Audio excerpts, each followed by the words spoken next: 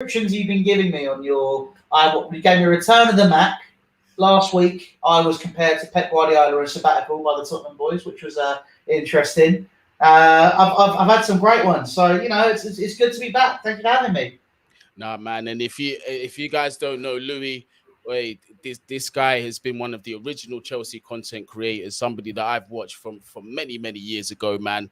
And obviously he has worked with a regular that comes on the channel, Eunice, as you lot all know very well. So it's very good to have Louis back. And also as well, people, yeah, don't be lazy, because all you have to do is hit that description button, and I've given you every single one of Louis's social details, including his channel. So make sure you hit those links and you subscribe, you follow, all of that good stuff. You get me? Because there's going to be some premium content coming out from Louis, 100%.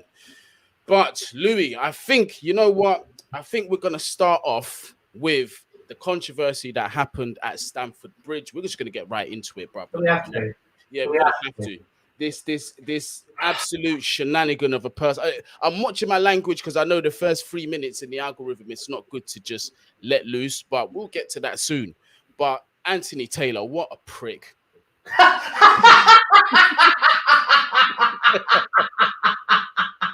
Straight in there.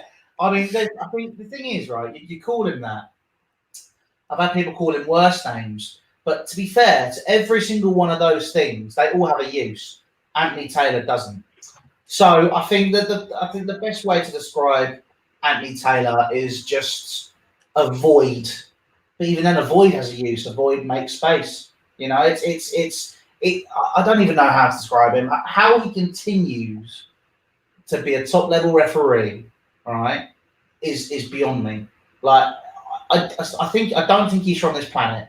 That's the only thing which I think can potentially give him any leeway, is that he's not from this planet and he doesn't know what football is. You know, I'm past being angry at Anthony Taylor at this point, because I'm so used to it. Sorry, I'm very popular at this point. No problem. Do you know who that might be?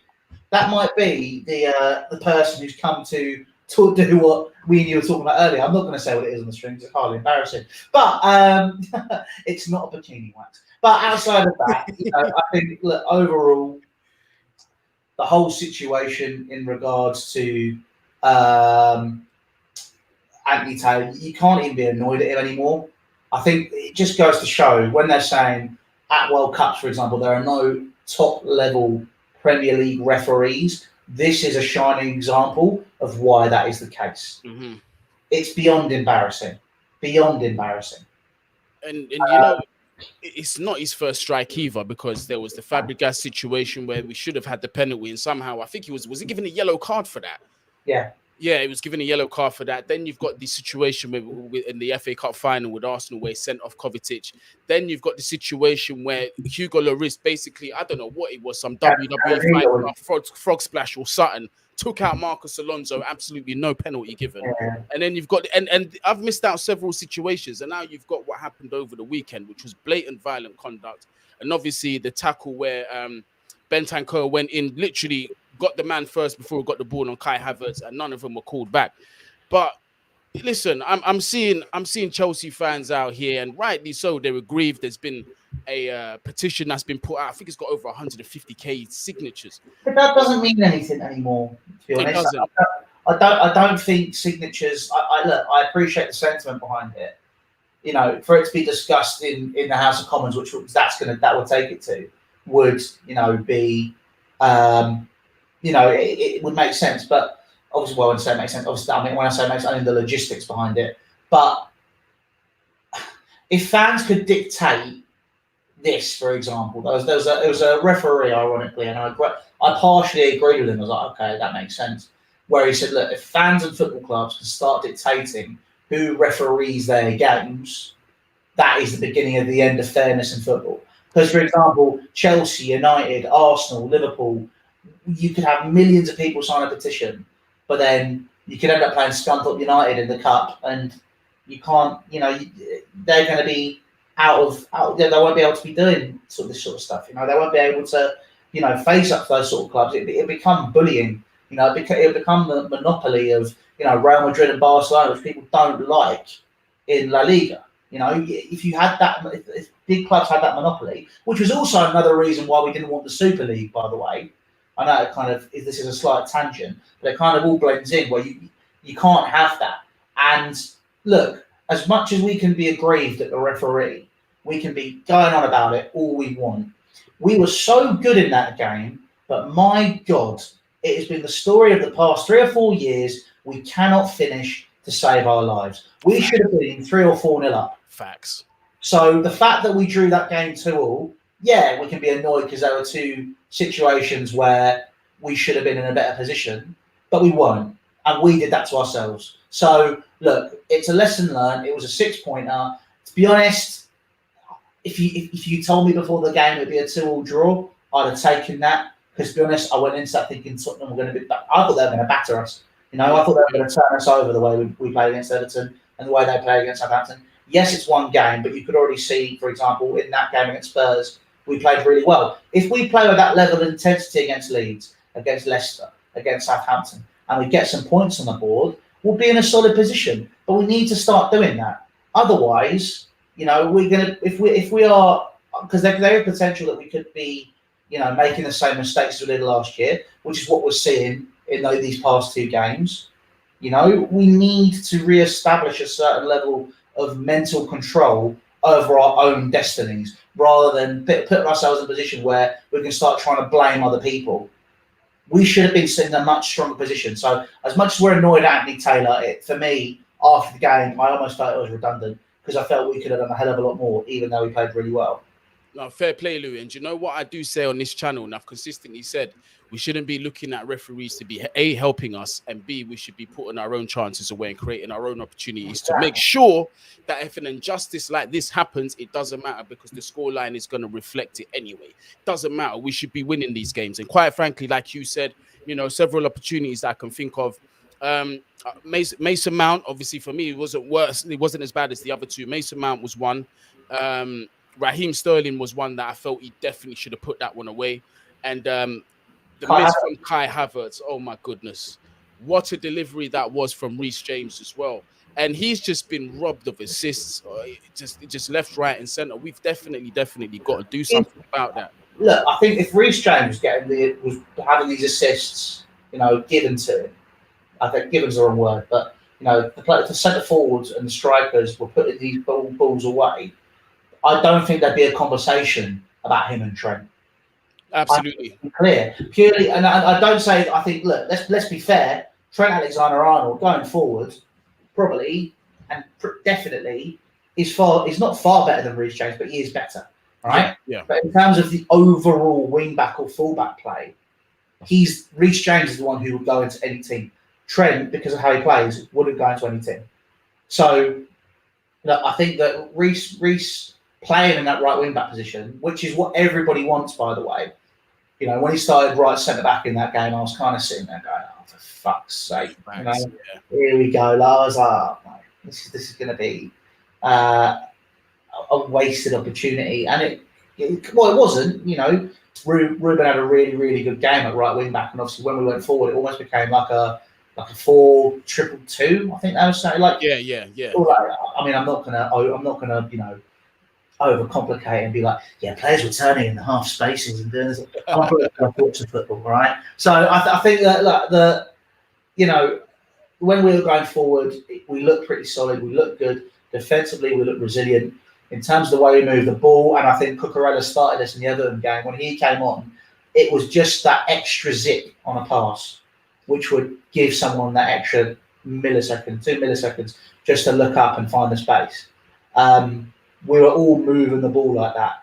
And, you know, I was really, really, really happy with it. So, you know, I think if we look at the Spurs game, I think I'm being over vindictive and I'm being over critical in terms of how I feel we could have done. Like, I think that we could have done so much better in certain aspects, but realistically, if you look at how we played, it is a good benchmark to start from to go forward for the rest of the season. And, you know, we just got to get as many points on the board as possible. I'm not expecting us to win the league. I'm not expecting, to be honest, I personally don't think we'll get top 4 this year. Not because we're bad, but purely because I think that Arsenal and Tottenham are those 3-4 weeks ahead of us in terms of preparation, because the takeover obviously took that little bit longer. Todd Bowley has to put his own things in place. He's still trying to find his feet. It's not a bad thing, you know. I think if you just take it face value rather than looking at it, I think people might be screaming. But I think also, when I say I think we'll finish 5th, I think 3rd, 4th, 5th is also interchangeable. So we could get top 4, but I just don't think we will. But again, you know, this is only the second game of the season. I'm not saying it's panic stations. I'm just saying, you know, we'll just have to see how everything expands. I'd say find out what's going on by Christmas, but we won't be able to do that because the World Cup's on at Christmas. So I'll be seeing you at Christmas as well, I'm sure. Yeah, 100%. But, you know, let's just see how it goes, to be honest, really. Shanila, thank you for the super chat. These attackers that want to leave are so sickening. You miss all the chances and criticize Tuchel's system. We've got to let them go and we move on. Big up, Guni. Thank you very much for the super chat. What I will say is, and I don't know if you'll agree with me, Lewis, is if a player wants to leave the club, you just let them go. Because I'm of the opinion of, you know, we've moved on from John Terry's, we've moved on from Frank Lampard's, Didier Drogba's, and so on and so forth, and we've been okay. And none of these players that are, you know, trying to push for a move, I've been nowhere near this level, and I think Chelsea Football Club will be okay without them. Now, in terms of the system and some of the players complaining, I'm not going to be too upset with them about that, because, you know, some players are just suited to a style of football, and several of them might not be suited to Tuchel's style and might want to play football elsewhere. But if that's the case, off you go. No hard feelings from my side. If you want to leave and you want to go somewhere else, that's on you. Just as long as we've got the adequate replacements to replace these players, that's the most important thing. And they also have to understand that from a professional standpoint. This is a football club. Like, we still need to get results. We can't just let them go out without, you know, having anybody tangible coming in or anybody that's good enough or better to replace those players. But what do you think, Louis? I mean, we don't know what 100% is going on. So I don't think we can turn around and be straight away going, get rid of them, this situation, this is what's going on. We aren't in the dressing room. We don't know the facts behind it. I'm not saying it's obviously because it's Nizar Kinsella that reported it. You know, it's not. I'm not saying he's lying, because he definitely isn't doing that. But obviously, it's just trying to figure out the whole situation around it. And I love Niz. You know, I have a drink with him. I've had a drink with him after a game a couple of times. He's a lovely fella, and he's very, very good at what he does. However, he has had a stinker over the past few weeks. Yeah. So let's just address the situation as and how. Who are the centre? We don't know who it is, so everything's with a pinch of salt. If they want to leave, cool. But if they're talking about stifling creativity in the favour of defensive block, we can't have the situation we had at the Frank, which was when we did play 4 at the back. And again, saw this in pre-season, but as I did already say, Arsenal 3-4 weeks ahead of us at that point.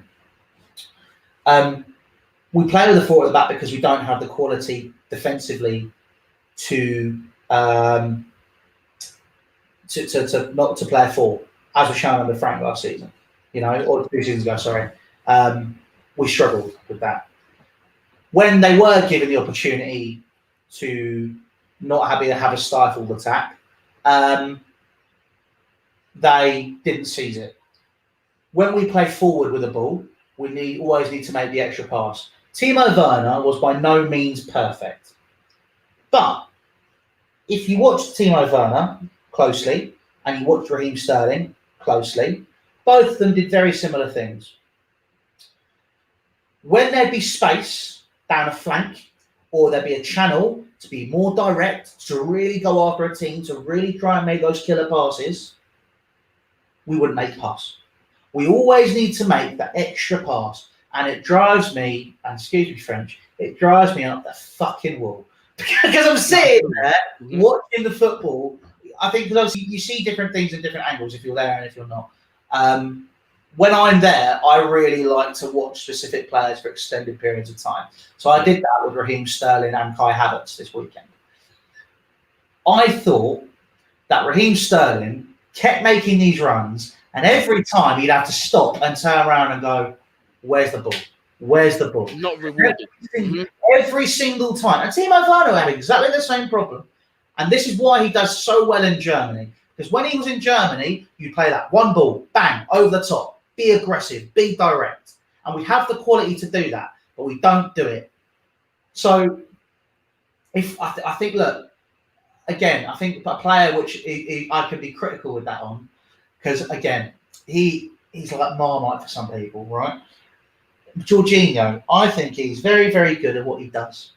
If you want to talk about controlling a game, if you want to just play with the ball, right? And the Spurs were a prime example of this, right? If you don't close Jorginho down and you give him the space, he can dictate play and do all the right things.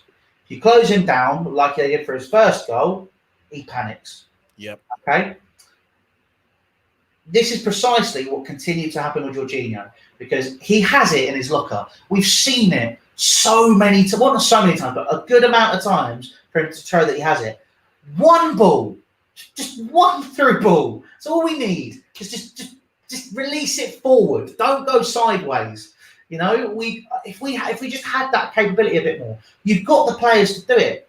You know, you've got Kai Havertz, you've got Mason Mount, you've got Raheem Sterling. Armando Broja, look, he's young and he's still raw, but he's ready. If he was playing in that first half against Tottenham Hotspur, oh my God, the presence we would have had. Just knock a ball into him. Just knock it into him. Hold it up. Bring people into play. But we don't do it. So when they're talking about we don't have, I can understand their argument where they're saying it puts defence before attack. I get that. And I get that when we go 1-0 down, that's when we start pressing more, which we should be doing. It should be the other way around. Mm-hmm.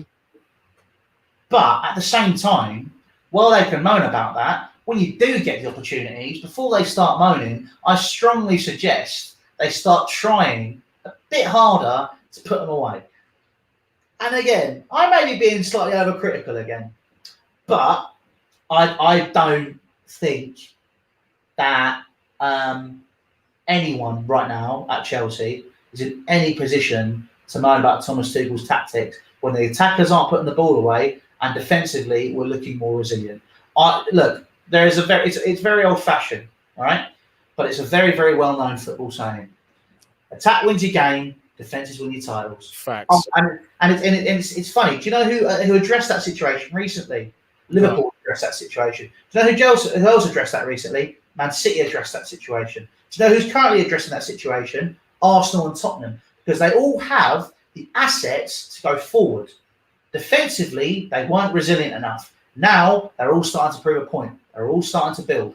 Now is our time for us to deal with our forward line, and these guys need to start putting the ball in the back of the net or shut the fuck up. It's very simple. Now, do you know what I have to say on the Jorginho thing? Because I've been one that's been a bit critical on him in terms of, look, for me against Tottenham, he done everything right, but he had that moment where he should have got rid of the ball. But I found myself saying that several times about him. Now, my thing is that especially considering that N'Golo Kante is injured, Kovacic is injured as well, it's kind of looking a bit shaky in that midfield position. And I just wish that Thomas Tuchel or whoever is in charge of the transfers right now, as I understand it, it's Todd Boehly and Tuchel that's working together, would address that centre mid situation. Now I know we've been linked with Frankie De Jong, but I've been following that story closely. No, thank you. I've been following that closely, and it looks like he's going to be staying at Barcelona anyway. Right. And then it's come out that Tuchel is looking to address I think another attacker and another defender, and the rest of it that comes is a bonus. How do you feel about that? Do you feel like the midfield needs to be addressed at all? I think we need to sign another centre back. I think that's a guarantee straight off the bat. Mm-hmm.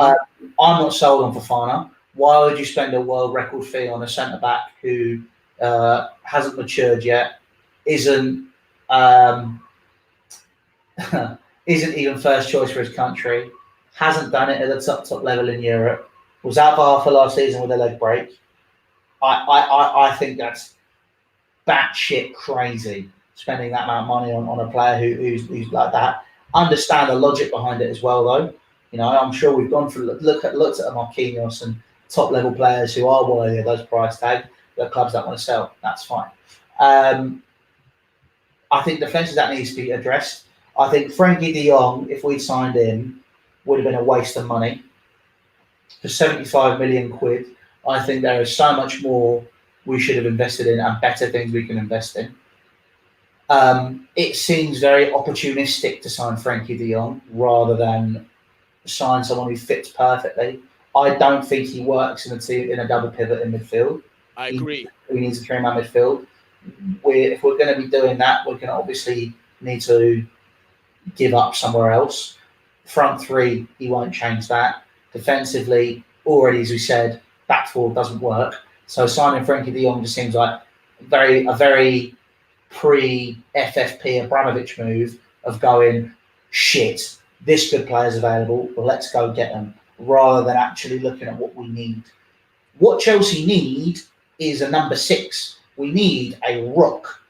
And he is called the Basmati Busquets, aka Declan Rice. All right? Just get me Declan Rice. We do not need a different player. We're not going to get in this window, fine. But I tell you what, we don't. I'd happily sit with Ethan Ampadu. I know people are going to laugh. I'd rather just give it a year.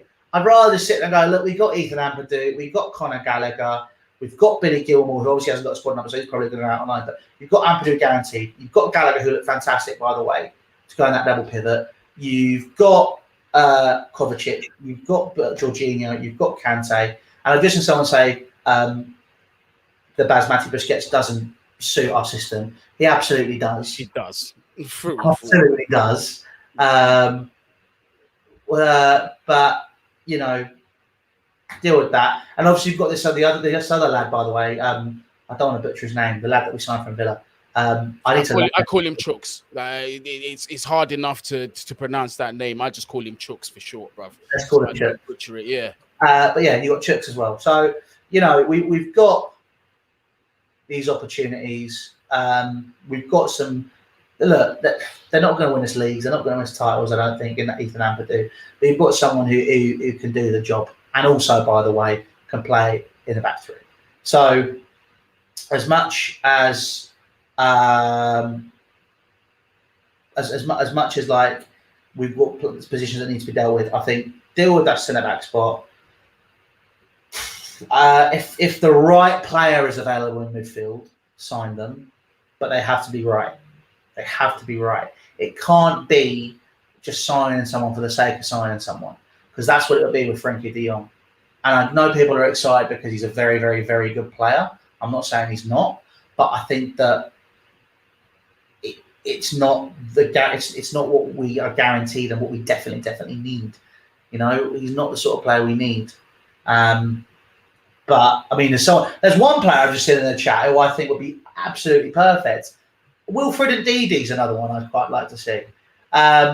Potentially someone like that. But, you know, obviously, as you said, there's someone who said the price for, the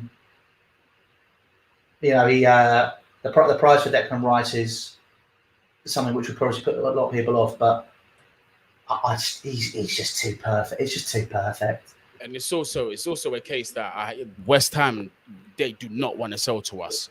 Absolutely not. Like, they will fight tooth and nail to keep him before they sell him to us, because it's two things. Obviously, the rivalry between the two clubs, and as my mate Mike quite rightfully says, the last time they sold us a midfielder, an English midfielder, look what happened there.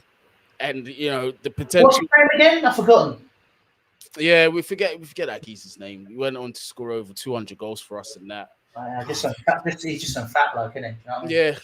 Yeah. He's a manager now, apparently. I've never heard of him. I like the apparently bit there.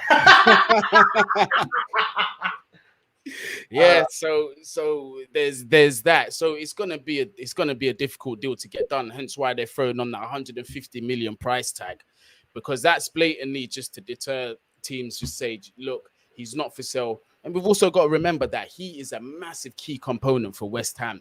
He's one of the main reasons why they're getting European football and finishing up the table where they are. That's my send them down. So yeah, it's gonna be hard to replace somebody like that. But for me, Declan Rice, not only does he just fit that position, but tactically he makes us a lot more versatile. So because now, look, I'm of the belief that, you know, if we've got Declan Rice, we can actually revert to a back four.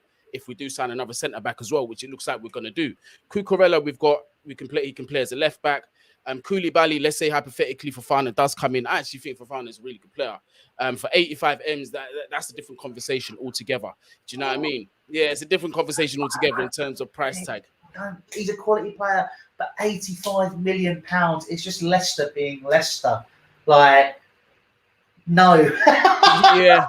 No, don't be a stupid prick. That's what I think about this. I get what Todd Bowley's trying to do. I get he's trying to develop these players for long-term contracts. He was looking to do MLB, so what he did with the LA Dodgers, where I think his players under 23 wants to sign to 7-year deals or something ridiculous like that, sort of for dealing with all this sort of stuff. But look, I just think, look, get the centre back. If it is for Fofana, we spend 85 million, and he turns out to be the best centre back we've ever had, fine. But still a risk. It's still a huge risk. Yeah, it's a big risk. And quite rightly, like you said, considering the injury that he had that kept him out for so long, do you know what I mean? That's still, that should be reflected in the price tag. But do you know what? If you're Leicester and just sitting there and you're looking and saying, you know what, Chelsea really want this player, I can understand why they're going to dig their heels in and say, this is the money that we want, because at the end of the day, it's going to benefit them more than anything. But let's move on to this weekend's fixture. We're going to be going over to Elland Road to be facing Leeds away. Now, yep, exactly. So now, here's my thing, right? Something that you said earlier in terms of, the intensity and how we approach the Tottenham Hotspur game. With that, I have to say that Tottenham, they didn't necessarily sit back a lot during that game. And I felt that opened things up a little bit for us. We were able, and also as well, it did help the fact that we're able to pin their fullbacks back, their wing backs back as well. So we absolutely dominated them in that aspect. My concern sometimes is if a team decide to sit back, low block us, and try and hit us on the counter attack. Now, I know Leeds traditionally are not that team, especially under, their previous manager, Bielsa, who was a very gung-ho manager. But I forget this American guy's name. Jesse Marsh. There you go, yeah. So he likes to motivate his teams with quotes from Muhammad Ali and Mahatma Gandhi. What? Yeah, I know. Hey, Lasso Chinos and shut the fuck up. He does my head in. People are like, no, fair play to Jesse Marsh. He actually quite a good job with Leeds at the end of the season. No, he didn't. They would have relegated if it wasn't for Rafinha. He had nothing to do with it. But going into this game this Saturday, how are you feeling? You feeling confident, or are you a bit wary of them sitting back and trying to hit us on the counter? But they won't sit back. That he's not really moved away from the Bielsa style. He's doing it slowly, but they're still very high press and high intensity. So I think that we will play around that. However, this is Leeds. Realistically, I think that the whole situation with Leeds United is, as it is a bit of a rival, you always have to be careful. Yeah. And I'm not going to just sit here and say, we should absolutely batter and we'll be absolutely fine, blah, blah, blah. You've got to respect your opponent, whoever it is. Mm-hmm. And the fact that was also a Leeds team that was quite heavily injury hit, now is kind of building back up again. By the way, fair play to Andrea Radazzani. That's it. I speak Italian. Good old Dreyer. He's reinvested that funds from Leeds well. Obviously, selling Rafinha, selling Calvin Phillips. Trying to get a revamped Leeds United under Jesse Marsh. But I think that realistically, this is a game we should be winning.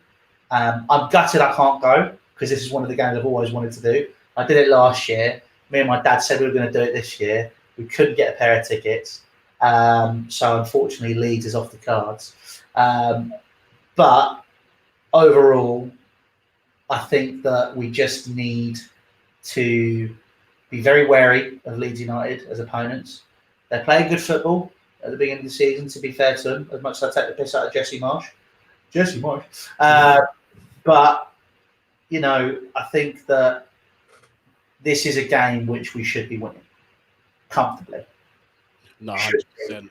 And if it gets clipped up, I've just defended myself, fortunately. There we go. That'll be. It's a should, not a will. No, we should. We definitely should be getting 3 points out of this game. And if anything, we should be having a motivation after what happened in the last game. And this time, taking bloody chances. But you know what? I want to just take a pause for a second and just do what Luke Portelli has asked over here. Hi, can you give a shout out to my father, Eric Shun? Big up. Do you know what? I had to look at that twice because sometimes they try and get you with these names, bruv. Yeah, but big up, Pops. You get me? Big up your son for watching this, for watching Man Knows Football. We appreciate it. He's not trying to get you to say Ericsson. Say that again? You sure he's not just trying to get you to say Ericsson? So I don't know. I don't know. I've got no idea. But whatever if that's the case, he's succeeded, man. He's got me. He's got me. Well done, Eric. Well done, Eric. If Eric Shun is really your dad, although it sounds like Ericsson, then big up your dad, Eric Shun. Yeah. Eric, it's just like Ericsson, but said like Sean Connery. There you go. Well, yeah, if you're trying to have me on, shame on you. Shame on you. Hang your head in shame, son. But it's one of those ones. Definitely Leeds away this weekend. For me, I'm not gonna lie to you, man, because it's just like you said before the game. I was not optimistic at all against Tottenham. Now, I just don't want us to revert to a form where we take our foot off the gas and we just, we take a while to get into the game, and it takes a few danger moments for us to wake up because we've seen that several times with Chelsea Football Club. But in terms of the personnel that you would go with against Leeds, who would you start? Well, it's probably going to be the same team that played against Spurs minus Kante. Probably Gallagher's going to go in there. So Connor in the midfield pivot. Yeah, it's the option we got, isn't it? Unless we go. Oh, I'd love to see a 5-3-2. I'd love to see Mace playing as an 8, which is what I think it should be. I think the future of Chelsea is Mason Mount as an 8. The future of Chelsea is a 4-3-3 with a Basmati Busquets, Mason Mount, and Conor Gallagher. And I know people are going to say Brexit means Brexit when I say that, but they're quality, so I don't mind it. Obviously, I voted Remain because if you had my surname, how stupid would it be to vote League? Like, that's ridiculous. But yeah, look, I play a double pivot. Well, no, if it was me, I'd play a 3. But he's not. He's going 3-4-3. Yeah, he's not. He'll play. It'll be Mendy in goal.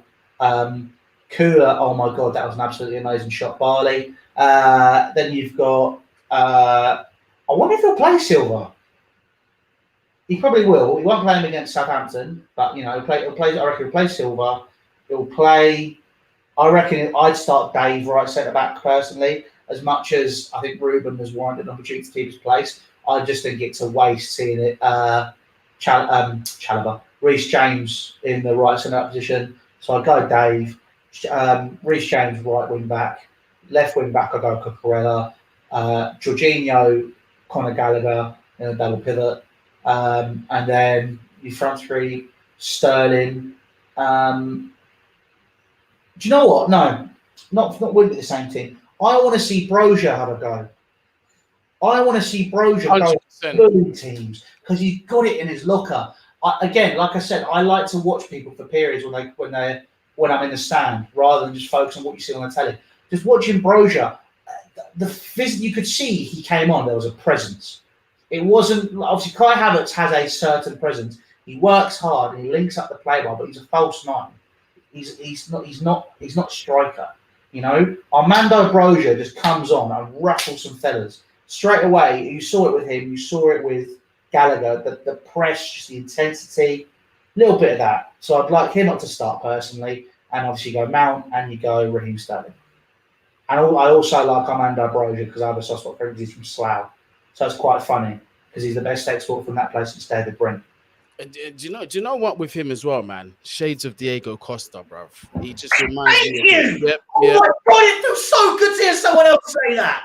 Oh! I mean, the intensity is that word. It's the intensity that he brings. Also, he doesn't let go of anything, nothing. He does not let anything go, and it just reminds me of the goal that I think it was Wigan that we was playing.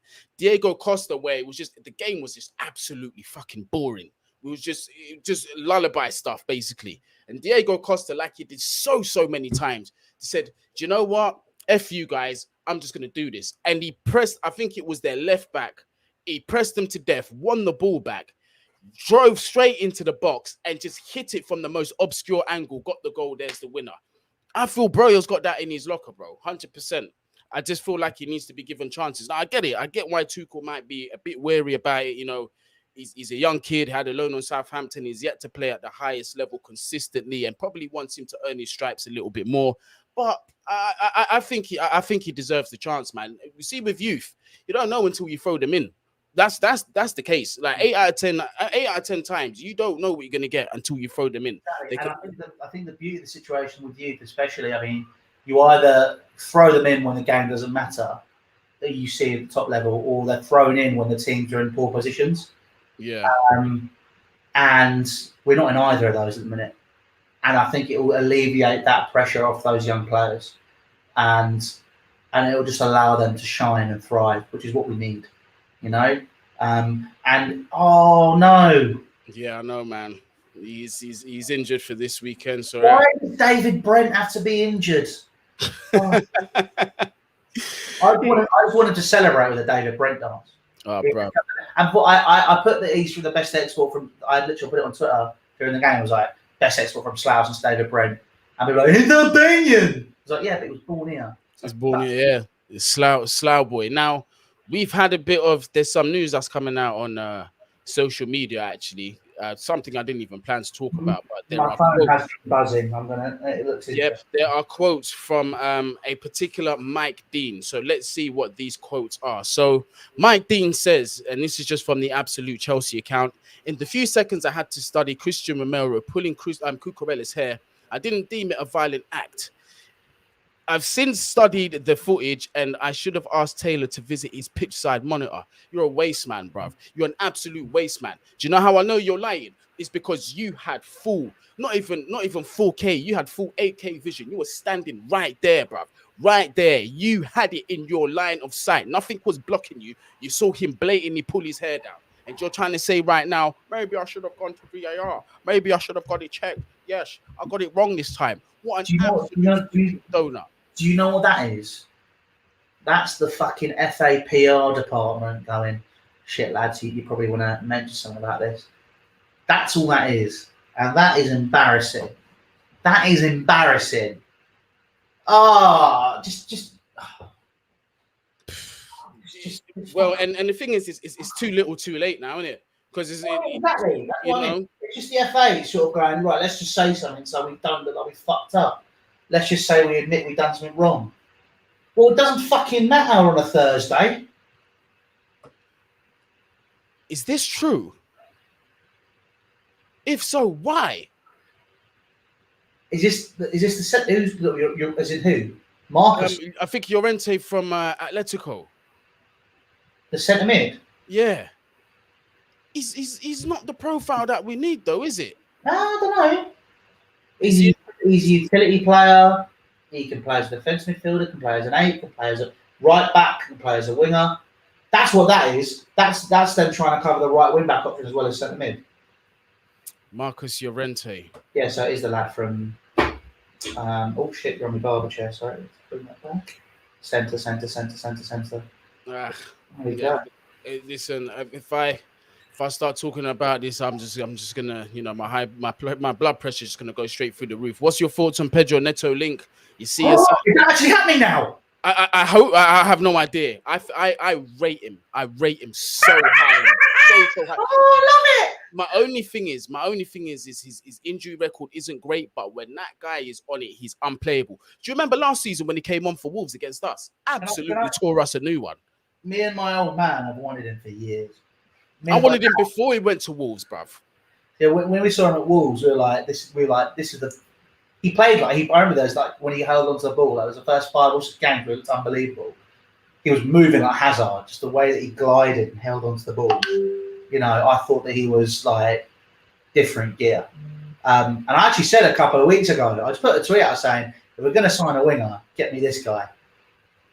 I am all over that. Was it Sai who said it about Pedro Neto? Say less. Yeah, we keep an eye on that. But I just got a message from someone who, well, when he tells me things, he does usually come with very good reason. But as you know, nobody knows except, you know, the figures in the clubs and those that are involved in the negotiation. But he is selling that Wolves don't really want to sell Pedro Neto and his agent putting him about. But still, if we can work something out for that player, I would absolutely love him. And that's right, he is left 42, would slot in perfectly in that right wing position. That would be a signing I'm definitely a fan of. But Louis, I'm very much in the camp that we need that CDM or number 6, whatever you call it. I think who is someone who, because look, realistically, Declan Rice is going to sign for Chelsea in the next 2 or 3 years. It's going to happen. I reckon it could be next summer, to be honest with you. Yeah, I think everyone's kind of come to the realization, especially if Casemiro goes to Manchester United, which is going to be a great signing. I think he'd be really, really good playing at Luton Town next season. I think a nice presence there. Or heading down to Millwall. I think that unless there is, I think Marcus Llorente is a nice stopgap and is a good option to have within the squad.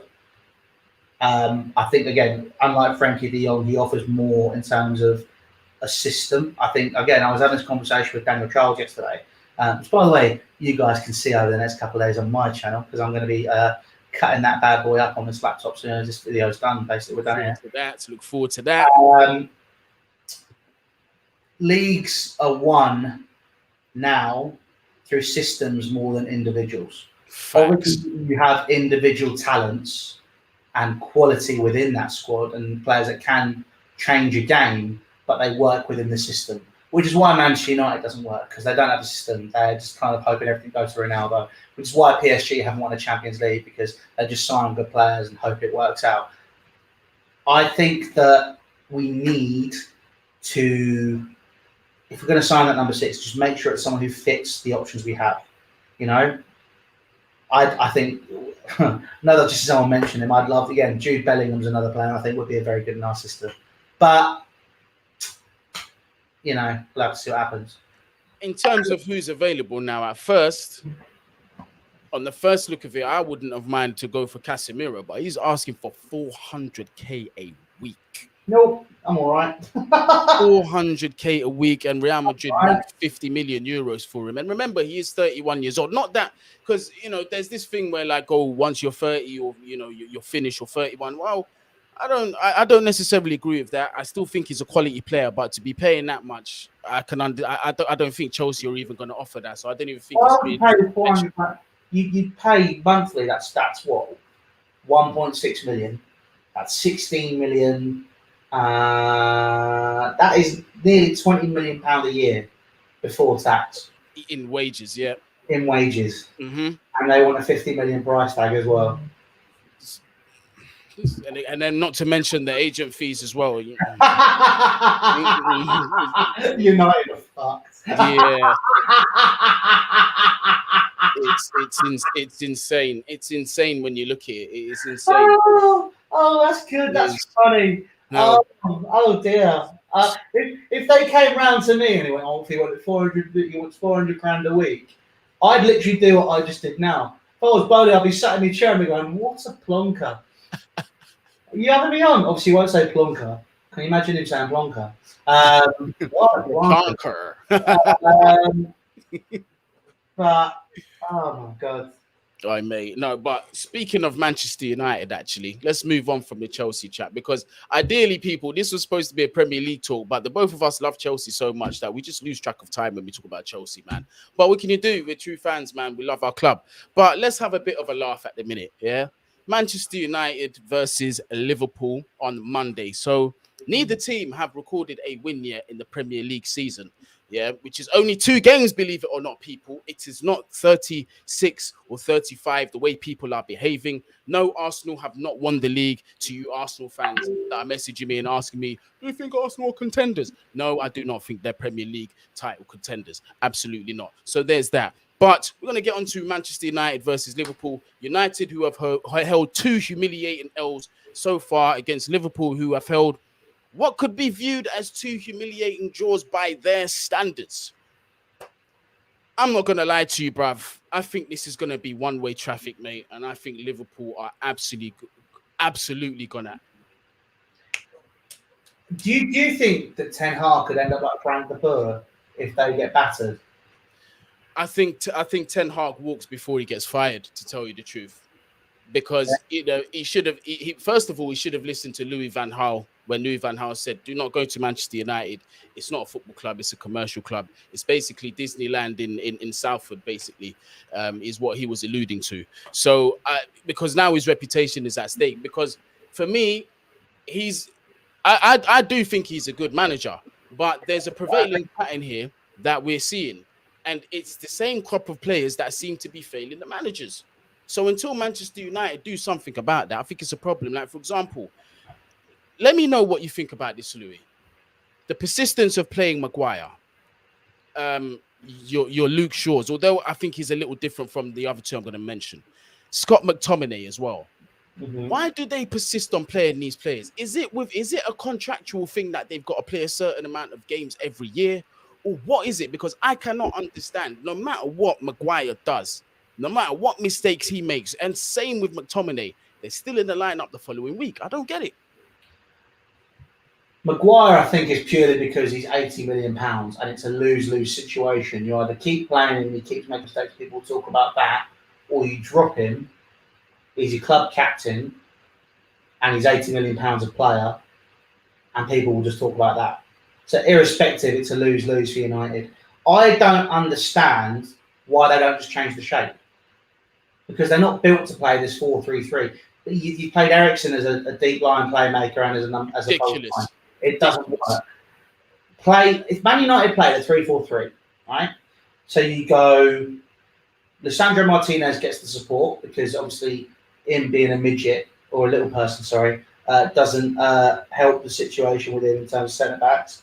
You then have Harry Maguire, who plays best football in the middle of a three at Leicester, who could potentially alleviate some of his issues because he can go back to doing what he does best. Plays best in three, England, Leicester, prime example. Right centre back, you have the choices of playing Varane. You could whack Wan-Bissaka in there if you wanted to, because he can obviously defend really well, but can't go forward. You then have Diego Dalot, who played great football as a wing back for AC Milan at right wing back. You then have Malacia or Luke Shaw or whoever at left wing back. And by the way, let's not shit on these players. I think Luke Shaw's proven in the past 18 months that he is a good footballer. Mm-hmm. You know, he gets given the help he needs. There's the right environment cultivated for certain players. Then you're going to see a positive return. Let's not forget, in the Euros, everyone was calling him Shawberto Carlos. You know, people thought he was a good player. Harry Maguire, same thing. You put them in the right systems, give them the right support, you'll see the right return. Double pivot, I don't know who the fuck you put in there, but definitely, I don't think McTominay warrants an opportunity anymore. He's had it, and he's still living off that PSG game, a lot like Marcus Rashford. Yeah. And they are really short for options, man. And I think if they do go with that pivot, all they do have left is this McFred. That's really what's realistic for them to play, because personally, Eriksen would not work for me in a pivot. I don't think so, because you don't have a number 6 or a CDM yet to facilitate his skill set at all. And so I think if you could end up playing a 5-3-2. You could play 5-3-2-1-2, 5-2-1-2. Sorry, not 5-3-2-1-2, because that's like 3 extra players. But I think that Casemiro looks like he's going to go to United, right? I say that because he wants £400,000, and everyone's going, that's ridiculous. But Man United is going to go, yeah, right. It's United. Everyone's on ridiculous fucking money there. So you'll see that given there. But I think that I understand what Ten Hag's trying to do. He's trying to put his own philosophical blueprint at Manchester United, and it makes sense, and it's going to take time, but no one's given it that time. He was a dead man walking before the season even started. Yes, exactly. And it's not fair. Yeah, poison. That job is the definition of a poison chalice, 100%. And now, obviously, it makes you think different players in the team, but I still think the same kind of rule applied with Mourinho. But when you look back at what he did, he's actually their most successful manager since Alex Ferguson left the club. It says a lot when he says his biggest achievement was getting Manchester United to second. Exactly. Now you're starting to see why. And I don't think necessarily he was talking about the squad. I think he was just talking about the mentality above him. Do you know what I mean? So, that's the situation with United, man. They're just in the bin. But I do think that Casemiro signing for them might be a very, very good one, because again, fucking better be for £50 million. Yeah, and 400k a week. And that 400k a week might just be basic. You don't even know what else you'll get in terms of bonuses and because you've got your appearance fees and all this kind of stuff that are involved in contracts. It could be just absolutely ridiculous. But let's talk about Liverpool, their opponent, who are going to be facing them at Old Trafford. Had a weird start to the season. Obviously, they got the draw with Fulham, first game of the season. And then they got the draw with Crystal Palace, and that one was at Anfield. What do you think the problem is so far with Liverpool? Or is it way too premature to start saying, oh, Liverpool are in crisis? They have a serious problem going on. It's very premature. Let's have I'll tell you what, let's have the same conversation over a beer when I'm over in New York in December. Let's talk about it then. Exactly. I think that, the whole... that's why I prefaced everything I've said about Chelsea and how I feel that we might not finish fifth and all that sort of stuff with, you don't know yet. Yeah. This is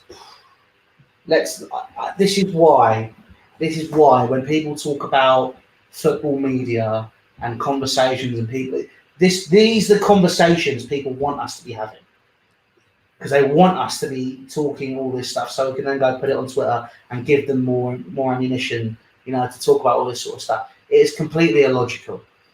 I think that the situation that Liverpool are in is just for fuck's sake, Jesus Christ, shut up. The situation that Liverpool are in has nothing to do with them being in crisis and all this sort of stuff. It's just a weird season this year. We started a week early. Players have had less rest. There's basically non-stop football apart from this summer for the past 3-4 years. There's a World Cup again in November. People are just tired. Situations are just difficult to deal with. There's a lot going on at every club. Liverpool is a club also that's in a bit of a transitional period as well. For a club that's in a transitional period, still be almost closing down Manchester City for a title is very, very good. It's only been 2 games into this season. Me and you are going to be doing this every week, hopefully, if you've enjoyed doing it. Mm-hmm. So every Thursday we could end up having this conversation. If we're having this conversation again in 2-3 months' time, that's when you should be sitting there going, yeah, something ain't right. Yeah, they might be in trouble. Yeah, exactly. No, I'm fully with you on that one, Louis. But you see, on the face of it right now, we've got to look at their injury situation. Thiago injured. Keita looks like he's trying to leave the club. The options that they're left with is your James Milners, your Hendersons. Fabinho didn't exactly cover himself in glory last game. But again, it's very premature and it's very knee-jerk to say that, a player's finished or Liverpool are in crisis or whatever. But those are the little things that you can't ignore. The positive is that Joe Gomez has come back from injury for them. That's a big, big plus because Matip is also injured. I guess what I'm trying to say is that my concern, if I was a Liverpool fan, is just looking at their depth, in particularly so in the midfield. And, if an injury happens to a Virgil van Dijk, that might stifle their back line. So that would be my only angle of concern for them long term. But at the same time, I'm still going to respect the fact that they finished 18 points above third place, which was us last season. And that is a huge point gap. So that means that there is huge headroom for them to still, if we're going based on form and, carrying on to this season, there's still huge headroom for them to finish second place. So we've got to respect that no matter what. But this is the problem. This is the problem with the mentality of the modern football fan and modern football. I completely forgot about that, and so I include myself in that bracket. Right, 18 points is the gap there. Right. If we're looking at this, we should not be looking at them going, shit, they could be in trouble here. Isn't that funny, right? We should be looking at that as Chelsea fans, going, right, we've had a pretty good window. It's been mad, but there's been a method to the madness. Mm-hmm. There is an 18-point gap there. They've not played well for the past 2 games. We've been all right. We should be doing better than all right. Let's close that gap. And by the end of the season, I'm not expecting us to break that top 2, but it'd be quite nice to see that points gap halved. 100%. And stuff like that, or chasing them, or actually, we should be out for blood right now. We shouldn't be looking at this as going, oh no, they're in trouble. Oh, it's funny. We should be looking going, I want that. Yeah, 100%. This is an opportunity for us to close that gap. Yeah, what it needs to be. So look, irrespective of the result at Old Trafford this weekend, I want us to go to Leeds. I want us to play them off the park. I want us to get that bloody goal difference up compared to what it was last year and smell blood. That's all we need to be doing. You can almost tell that I was a football coach, can't you? You can almost tell that I have an elite mind. Look, just go for it. That's it. Look, regardless of what's happening at Liverpool, it's a redundant conversation purely because it's only been 2 games. These injury issues are something that Liverpool's been dealing with for years. That's down to Klopp and his management and his scouting team. So he either needs to fill that issue, sort it out, or suck it up. And I'll be honest with you, I would be very, very surprised if Liverpool don't bring in at least one more addition into that club. Liverpool know what they need, because let's have it right. In terms of identifying personnel that fits the system, Jurgen Klopp in the past several years has been an expert at it. Pretty much most players that he's brought into that team have gelled well, and they've just hit the ground running, the majority of them. Let's pick case in point, Diogo Jota, right? Baller. At Wolves, I thought he was a good player, right? But the form that he showed me at Liverpool, I was like, oh my goodness me. I've always thought that it's smart signing. Jota is a very, very, very... This is what I mean about... There are players you might look at who might not have that draw to them because they don't play for a Barcelona or a Real Madrid or a foreign team. But there are players that in certain clubs, Pedro Neto being another one, he's at Wolves. Be like, why do we sign that guy from Wolves? Cucurella was another one, by the way. Why do we sign a fella from Brighton? I get he's good, but Brighton, really? Take it away. Because you spend your time. This is why I say I love watching players who, quote unquote, Olivier Giroud, do shit you don't see. That's why I love watching Giroud, because he'd do stuff which was so underappreciated, but I loved it. It's why I love Dave. It's why I love James Milner, who's a very underrated and underappreciated player. The guy's 36, 37, and still set records at Liverpool in their bleep tests. My God. Like let's let this whole thing, the scouting with Liverpool, everything they're doing, right now they're in a solid position. They just need to sort it out and go forward now. No, they do. I think they will. I think they're going to be okay, to be completely honest with you. And just 2 more things, because I know you wanted to go up to an hour and we're approaching that hour mark, but just 2 more things before we do wrap this one up. The first one is, I forgot to mention this earlier, was the situation with Darwin Nunez and Anderson, the Crystal Palace centre-back, who I think is an underrated gem, by the way. I definitely think he's not going to stay there for long. One of the top clubs are definitely going to sign Anderson. You know how Chelsea are looking for a pretty decent ball-playing centre-back? I'm just going to sit here for a minute and clean my glasses. It's almost like we sold one to Crystal Palace and they've got another one from Fulham. Another team whose talent ID is through the roof, by the way, Crystal Palace. Just had to throw that one in. Yeah. Let's just sit quietly for a second and just let everyone realise what I'm going at here.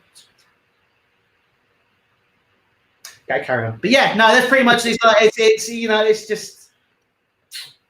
just what you 95 million or 85 million for Wesley Fofana, and could maybe use some talent ID and just sign a shithouse from Crystal Palace who can pass the ball and defend as well. Oh, speaking about shithouse, the job that he done on Nunez was absolutely world class. It was just because you see me, I have a soft spot for absolute shithouse, just fucking dogs of defenders. I love it. And he was just getting in his head the whole entire game. the little niggles, the little twists, the little things that you don't see that we probably didn't even see in the replays, like during the corners, the slide pulling down of the shirt, or pinching underneath. These are little things that I used to do in Sunday League, so I know the little dark arts of defending. I love all that kind of stuff. I just love it. But aside from that, he is a good player. There's obviously more to that. But Darwin Nunez, man, what are you doing? Do you think it's just a lack of experience being in the Premier League, or he just completely lost his head? He's just a young lad, isn't he? And he's very, very emotional. He cried when they won the Charity Shield. That's everything you need to know. So, look, I think that he's just an emotional young lad. He'll be good for Liverpool. He will. Yeah, I think he'll score goals, especially in that system. 100%. I reckon they'll be putting balls on the plate for him. And let's have it right. When he's in the box, he does do a good job. He does know where the goal is. He can put away goals. So and again, he also just didn't want to play Harry Maguire. So I completely understand why. There's also that too. He basically, like Faniel said, he just lost it. He just lost his head in that moment. But he should be all right. Jurgen Klopp didn't look too happy though, but I'm sure he understands as well. Young player, new to the league, and was just getting frustrated. Probably something that he wasn't too much used to. But the final thing that I do want to bring up is a tweet from Mr. David Ornstein, and this is regarding Trevor Chalobah. Mm-hmm. Chelsea are open to a Trevor Chalobah loan before the deadline. Chelsea respect the wish for game time, but won't allow buy option or obligation.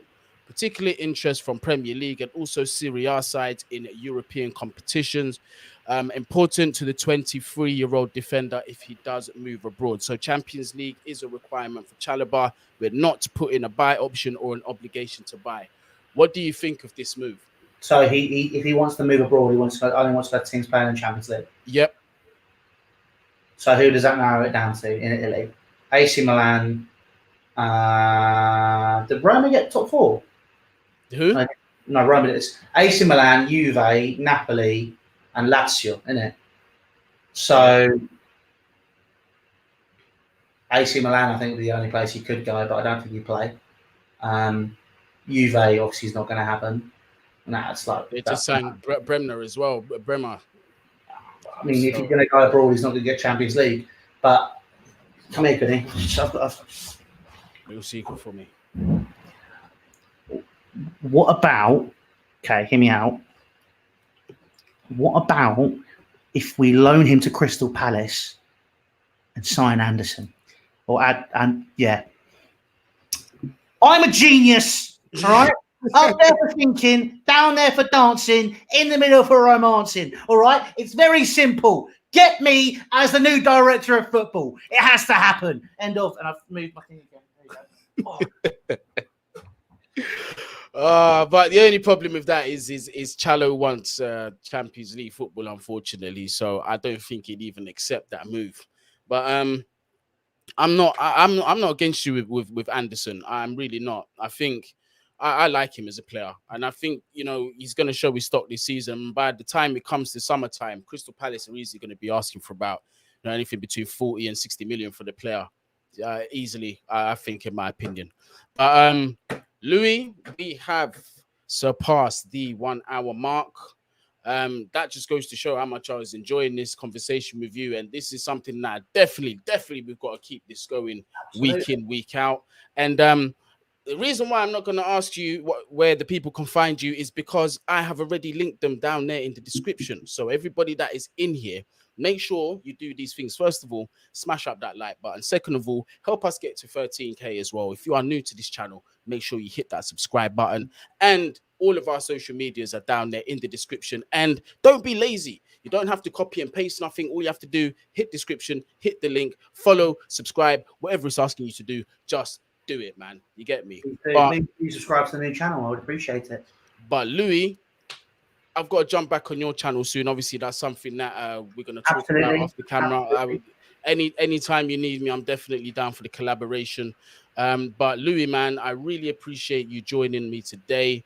Like I said, I've always wanted to work with you. When I started this channel, you're definitely one of the people that I've had on my list. My list is actually I've got a lot of names crossed off, actually. So I feel quite happy, and I'm never ashamed to say, like, a lot of people that I work with on the channel, I'm actually a huge fan of. I actually sit there in my spare time and I watch you lot. So it's a brilliant feeling to be able to do this, man. So once again, thank you for joining me on this, bro. Man, I appreciate it. It's been good. I really enjoyed it. Definitely, and it's good to be back making content. I think, I'm definitely going to be back to streaming soon. But for the time being, I've got one show at the minute called Making the Cut. It's basically the Chelsea preview show. But if you guys want to watch that, just enjoy. We'll just get that on. And then when I'm in the US, potentially, I can shape up that nice shiny head of yours. Oh yes, yes. This is actually very sacred. Actually, when I go into the football factory, they almost 100% of the time say, "Guni, take off your hat, take it off. We need to rub your head for good luck." Not pause. This head over here, yeah. the cranium, the cranium people. All right. So yeah, this is very sacred. So it will be an honor for you to actually. Do you know what? But you know what? I might be in England before you come over here. So who knows? Who knows? Oh, yeah. I have to take a seat in the Louis barber chair. 100%, it's got to happen. Well, the barber chair that you're currently sat on right now. Yep, 100%, bruv. Yes, listen, man, we're gonna definitely make that happen. But people, everybody in the chat, big up yourselves. Thank you so much for joining in, man. As always, we appreciate you. And wherever you are, whatever you're doing, please make sure you do stay safe in this crazy world. Bless our people.